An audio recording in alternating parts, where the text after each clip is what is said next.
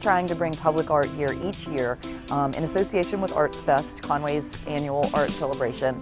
And we're trying to do big projects that really draw in people who aren't normally necessarily interested in art or who don't necessarily come to the museum and see the shows.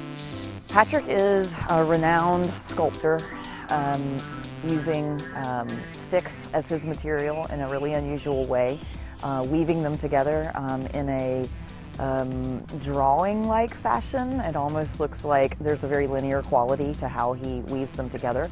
And he's known all over the world. He's done hundreds of these sculptures. You know, I started work on this kind of work about 30 years ago. I guess people's childhood affects their adult activities, and for me it was playing in the woods and building forts. We go out to the materials site to gather first, and so that was 3 solid days of 8 to 5 work of gathering the sticks. And that means, you know, tons of laborers, volunteers, chainsaw cutting and all of that, you know, being out in the deep woods, gathering the materials, bundling it, and bringing it back here. And after that, he begins to build the main structures, and with hundreds of volunteers, he taught them how to weave them as he did. He does the main amount of the work, but he can show them how to do some of the more basic stuff. Scaffolding was erected all around it so that we could get it that tall. So we got our materials on site. We organized some labor, mainly students, but we've had some people from the community come and help us. Then we had to discover what we're going to make.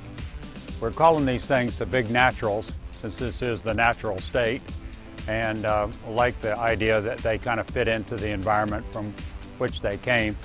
His inspiration for this was varied.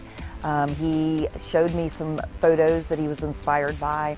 And for me, I'm always looking for starting points, and found particularly winsome these African granaries, and also a lot of cultural pictures of women who are dancing and throwing their skirts out around them in the dance move. And so both of those became important elements in trying to figure out maybe a kind of a habitation that had a kind of a skirt around it that was being kind of swirled around as the object moved. We're using the tapered stick itself to suggest a kind of vitality and movement in the surface of the work. And so he was inspired by a couple of different things in creating these, and you can see it, I think, when you look at the abstract shapes of them.